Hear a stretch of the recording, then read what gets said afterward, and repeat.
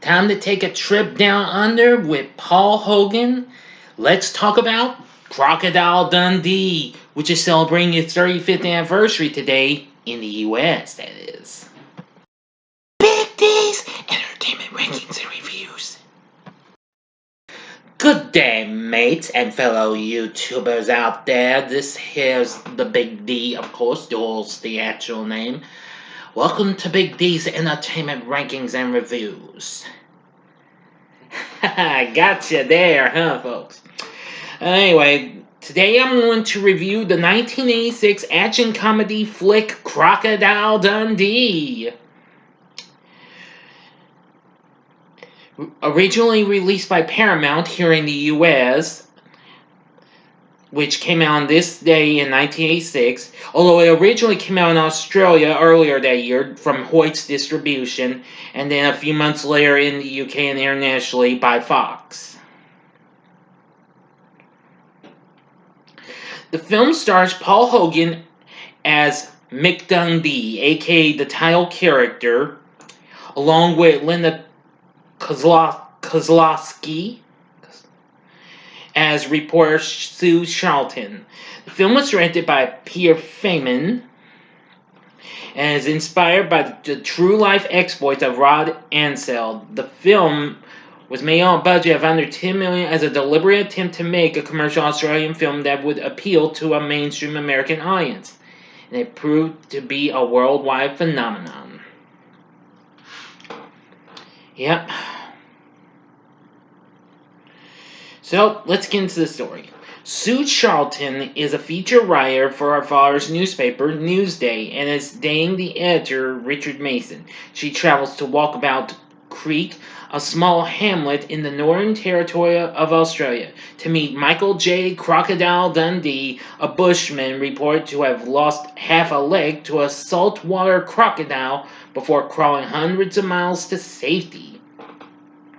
On arrival in Walkabout Creek, she cannot locate Dundee, but she is entertained at the local pub by Dundee's business partner, Walter Wally Riley. When Dundee arrives that night, Sue finds his leg is not missing, but he has a huge scar which he refers to as a love bite. While Sue dances with Dundee, a group of city kangaroo shooters make fun of Dundee's status as a crocodile hunter, causing him to knock the leader out with one punch. At first, Sue finds Dundee less legendary than she had been led to believe, unimpressed by his pleasant manner but uncouth behavior and clumsy advances towards her. She is later amazed when in the outback she witnesses Mick, as Dundee is called, subduing a water buffalo, taking part in Aboriginal tribal dance ceremony, killing a snake with his bare hands and scaring away the kangaroo shearers from the pub from their cruel sport by tricking them into thinking one of the kangaroos is shooting back. The next morning, offended by Mick's assertion that as a Sheila, she is incapable of surviving the outback alone, Sue goes out alone to prove him wrong, but takes his rifle with her at his request. Mick follows her to make sure she's okay, but when she stops at a billabong to fill her canteen, she is attacked by a large crocodile and is rescued by Mick. Overcome with gratitude, Sue finds herself becoming attracted to him. So she invites Mick to return with her to New York City on the pretext of continuing the feature story. At first, Wally scoffs at her suggestion, but he changes his mind when she tells him the newspaper would cover all expenses. Once in New York, Mick is perplexed by local behavior and customs, but overcomes problematic situations, including 2 encounters with a pimp and 2 attempted robberies. After this, Sue realizes her true feelings for him and they kiss. Whoa.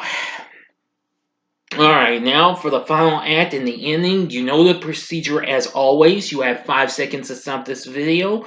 Go to the description box below and fast forward to the time below to avoid ending spoilers. If you've seen the movie already, continue on. Thank you, and here we go.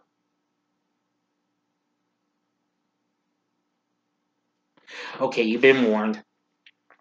At a society dinner at her father's home in honor of Sue's safe return and of Mick's visit, Richard proposes marriage to Sue, and in a haze of confused emotions, she initially accepts, in spite of Richard having recently revealed his self-centered and insensitive true colors during a period of intoxication. Mick, disheartened at Sue's engagement, decides to go walkabout around the U.S., but Sue has a change of heart and, deciding not to marry Richard, follows Mick to a subway station. There she cannot reach him through the crowd on the platform, but has members of the crowd relay her message to him.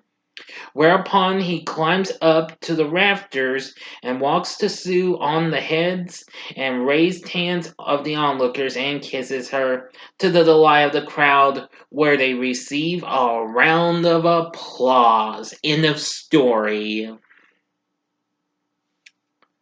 So, what did I think of Crocodile Dundee? Well, I have seen this a few times, including earlier this year. I gotta tell you, this film's an absolute fun-filled experience.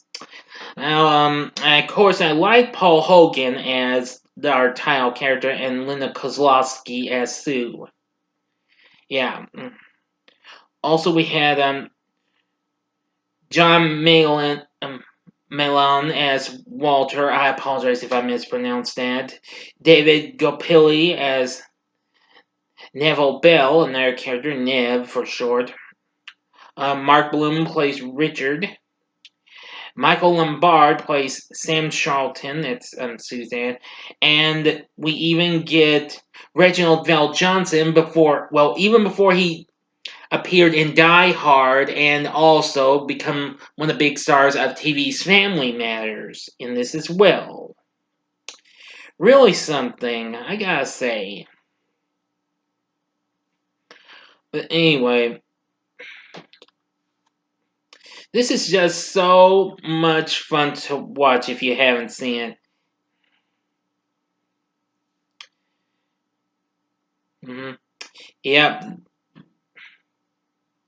The film did so well, it went on to receive numerous awards and what have you. It won a Golden Globe. Well, Paul Hogan won a Golden Globe for Best Actor in a Motion Picture, Musical, or Comedy, which that was really cool. And Pierre Best Score for this won the Best Music at the BMI Film and TV Awards. And won the Best Sold Tickets at the Golden Screen Awards as well. Nevertheless, the film proved to be a big success. It went on to make $328 million overall in the U.S. In the U.S. Actually internationally, but that's in U.S. money. But it did pretty well at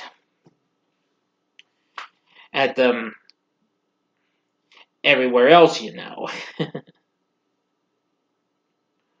But anyway, overall, the film went on to become the second highest grossing film of 1986, only losing to another Paramount film that, of course, was Top Gun, which unfortunately has its sequel delayed again. Still, Crocodile Dundee just proved to be a big success with everyone, and it has been shown on TV and all that jazz. Oh, wow. It's just a lot of fun to watch. The music's pretty good too. The score I mentioned by Pierre Best, that was really good.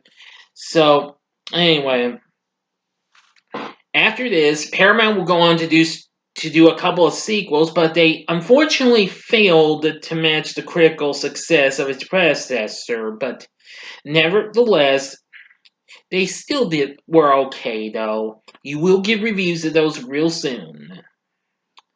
But anyway, in the end, with a pretty good cast, some fun-filled moments and action and all that jazz, would I recommend Crocodile Dundee? I would say hell yeah. This is a flick you need to watch. It's a great film. You're gonna get a whole lot less from it. This is just like one of those fish out of water stories where an Aussie goes to America.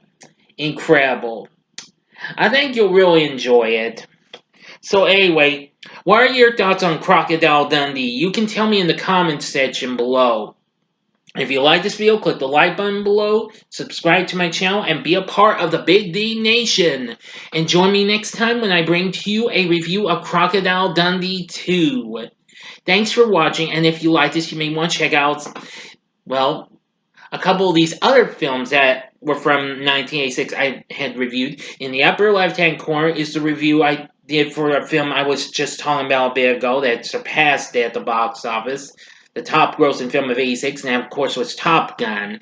In the upper right-hand corner is my review of Disney's underrated sci-fi cult classic family flick, Flight of the Navigator, that I recently did last week. Or if you just want something else, go to the bottom left-hand corner and see my recent spoiler-free review of Dear Evan Hansen, which I managed to defend despite it was getting dissed. And the bottom right-hand corner is the button you can click to subscribe. If you like rankings and reviews on movies, TV, music, video games, etc., then I'm your guy. Thank you for watching. Until next time, I'm the Big D saying, see ya, mates. Good day.